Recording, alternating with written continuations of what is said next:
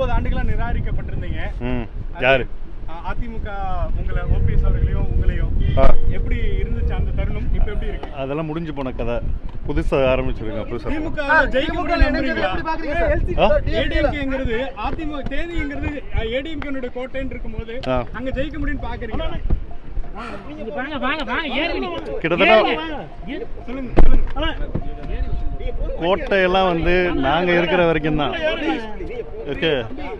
நாங்க வந்ததுக்கு அப்புறம் அது கோட்டை கிடையாது, ஓட்டை.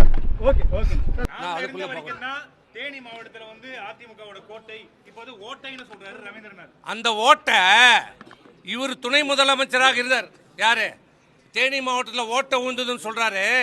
அந்த தேனி மாவட்டத்தில் தான் இவர் துணை முதலமைச்சராக இருக்கின்ற போது அந்த இடைத்தேர்தல் வந்தது.